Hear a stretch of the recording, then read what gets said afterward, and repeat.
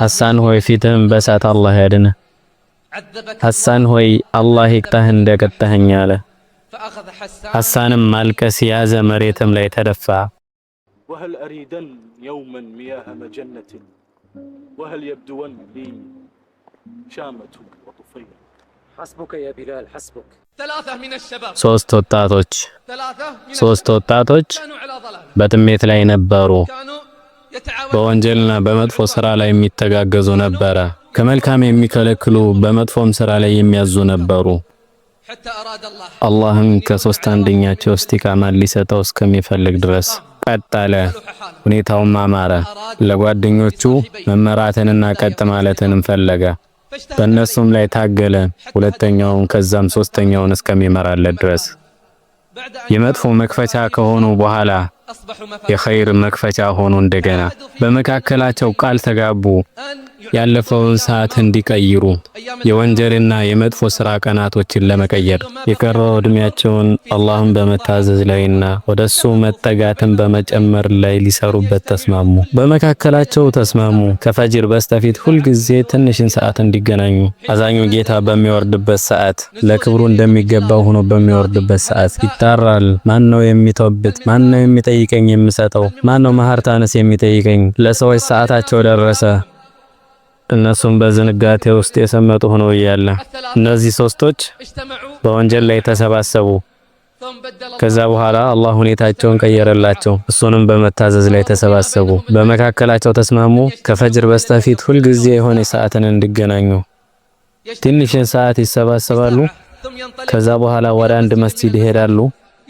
እዚያም አላህ የሻውን በጀማ ወይም ብቻቸውን ሆነው ይሰግዳሉ። በዚህ ሁኔታ ላይም ለብዙ ጊዜ ቆዩ። ከዕለታት በአንዱ ቀን አንደኛው ባለተራ በአንድ ወጣት ላይ ያልፋል። እሱም ወደ ኋላ ቀረ ለፈጅር ሶላት ግማሽ ሰዓት እስከሚቀር ድረስ። የመጣቸውን ጊዜ ያለችዋን ሰዓት እንጠቀም ቶሎ እንበላሉ። ፊት ለፊታቸውም አንድ መኪና ቆመች። ከሲቃውና ከሙዚቃው ድምጽ የተነሳ ልትፈነዳ ደርሳለች። የተባረከች ሰዓት አትመስልም ነበረ። የስቲጃባም ሰዓት አትመስልም ነበረ። ጥራት ላላህ ይገባውና የመጀመሪያው አመላከተው፣ አልመለሰላቸውም ነበር። ሁለተኛው አሁንም አመላከተው፣ ትኩረት አልሰጣቸውም ነበር። አሁንም ሶስተኛው አመላከተው፣ ወደ እነሱ አልዞረም ነበር። የትራፊኩ መብራት በበራም ጊዜ በፍጥነት ነዳው። ምን ትላላችሁ? አላህ ይህን ወጣት ሂዳያ እንዲሰጠው እንከተለው አሉ። ምን ትላላችሁ? ከኋላው እንከተለው፣ ምናልባትም አላህ በዚች በተባረከች ሌሊት ሂዳያውን ሊጽፍለት ይችላል አሉ። አላህንም ጥንክር ብለው ይለምኑት ጀመር ይሄን ወጣት እንዲመራው። አንዳችሁ እኮ አያምንም ለራሱ የሚወደውን ለወንድሙ እስካልወደደ ድረስ። ከሂዳያ ኒዕማ የበለጠ ምን አይነት ኒዕማ አለ? ከስቲቃማ ኒዕማ የበለጠ ምን አይነት ኒዕማ ነው ያለው? ጥራት ላላህ ይገባውና ከኋላው ተከተሉት። በረጅም መብራትም ያበሩለት ጀመሩ እንዲቆም ፈልገው። ጓደኛችን ሁኔታው የጸብ መሆኑን አሰበ። በመጨረሻው ሌሊትም ፈተና የመጣች መሰለው። በአስቸጋሪ ሁኔታ ላይም ቆመ።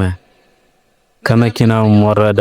ረጅም ደረተ ሰፊና ጡንቻው ፈርጣማ ወጣት ነበረ። እሺ ምንድነው የምትፈልጉት አላቸው። ፊቱም ላይ ሳቃሉና ሰላም አለይኩም ወራህመቱላሂ ወበረካቱሁ አሉት። መጣላትን የሚፈልግ እኮ ሰላም አይልም አላቸው። እነዚህ ወይም እኛ እኮ መጣላትን አንፈልግም አሉት። እና ታዲያ ምንድነው የምትፈልጉት አላቸው። አንተ አሁን በምን ሰዓት ላይ እንደሆንክ አታውቅም አሉት። እቺ ሰዓት እኮ ከፈጅር በስተፊት ያለችው ሰዓት ናት። የእንቅልፍ ሰዓት፣ ከሰዓቶች ሁሉ በላጭ የሆነ ሰዓት ናት። አላህም በዚህ ሰዓት ዱዓዎችን ይመልሳል። ካንተ ዘንድ ሀጃ የለህም? በዚህ ሰዓት አላህን የምትፈልግበት? እኔ ማን እንደሆንኩ አታውቁም መሰላላት ይመስለኛል። እኔ ማን እንደሆንኩ አላወቃች። እሺ ማን አንተ አሉት። እኔ እኮ ሐሳን ነኝ አላት። ያ እሳት ለኔ እንጂ ያልተፈጠረችለት የሆነው እኔ ሐሳን ነኝ። ያ እሳት ለሱ እንጂ ያልተፈጠረችለት የሆነው ሐሳን። አላህን ፍራሉ። የዝነት በር እኮ ሰፊ ነው። አላህም ደግሞ ይቀበላል። አዛኝ ጌታችንም ይቀበላል። እየተራመደ የመጣኝን እየሮጥኩ እቀበለዋለሁ ብሏል። ስንዝር ወደ እኔ የቀረበን እቅፍ እቀርበዋለሁ ብሏል። በአላህ እዝነት ሰፊነትም ያስታውሱት ጀመሩ። አላህ ማለት እኮ ያ ነው እኔ መሐሪ ነኝ የሚለው ጌታ። ለአመነና ለተመለሰ መልካምን ለሰራ ከዛም ለተመራ አላህ በሐዲስ አልቁድስ እንዲህ ይላል፣ የአደም ልጅ ሆይ አንተ እኮ እኔን አትጠራኝም ወይም አትከጅለኝ ካንተ ላይ ያለው ሁሉ የማርኩ ቢሆን እንጂ ምንም አይመስል። የአደም ልጅ ሆይ ወንጀሎችህ የሰማይ ጣራን ቢነኩ ከዛም በኋላ መሐርታን ብትጠይቅ እምርልሃለሁ ምንም አይመስለኝም። የአደም ልጅ ሆይ በመሬት ሙሉ ወንጀል ይዘህ ብትመጣኝ በእኔ ላይ ምንም እስካላጋራህ ድረስ በእሷም የሞላ መሐርታን ይዤ እመጣሃለሁ ምንም አይመስለኝም።